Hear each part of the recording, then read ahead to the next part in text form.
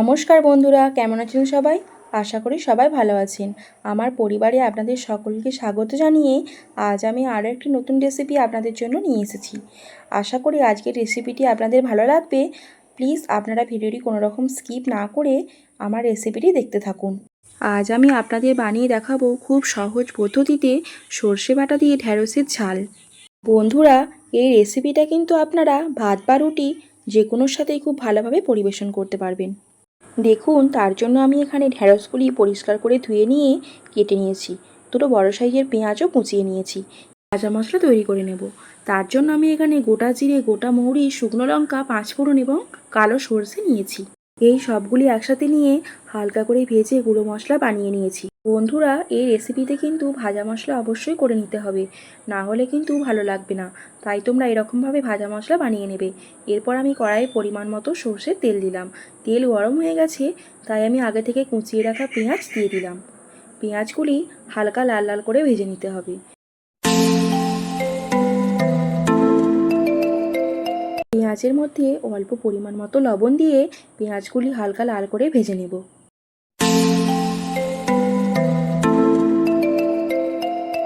দেখুন, পেঁয়াজ হালকা লাল করে ভেজে নেওয়া হয়ে গেছে। এরপর আমি কেটে রাখা ঢ্যাঁড়সগুলি দিয়ে দিলাম।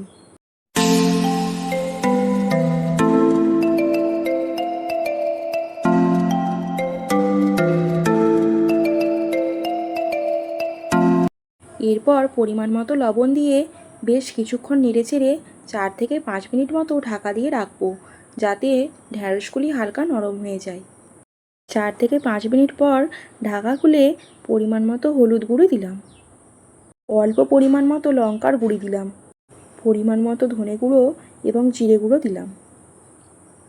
আবারও বেশ কিছুক্ষণ ভালো করে নেড়েচেড়ে নিতে হবে।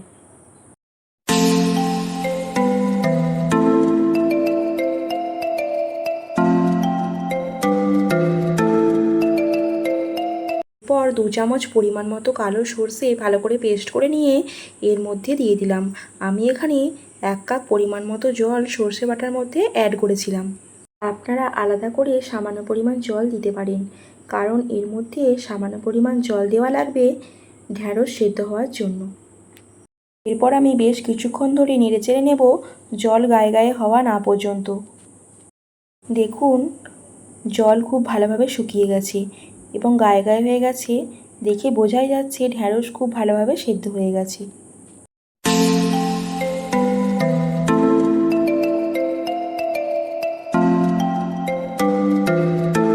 বন্ধুরা, এরপর দেখুন, আমি রেসিপির প্রথমেই যেই ভাজা মশলা বানিয়ে রেখেছিলাম সেই ভাজা মশলা ওপর থেকে ছড়িয়ে দিলাম। এরপর হালকা করে নেড়েচেড়ে নিয়ে নামিয়ে নেব।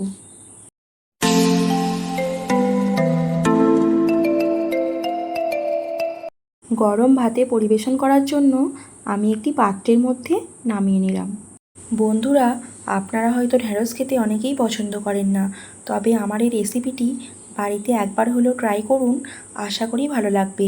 আমার রেসিপিটি ভালো লাগলে আমার ভিডিওটিতে একটি লাইক করে দেবেন এবং আমার চ্যানেলটি সাবস্ক্রাইব করে আমার পাশে থাকবেন।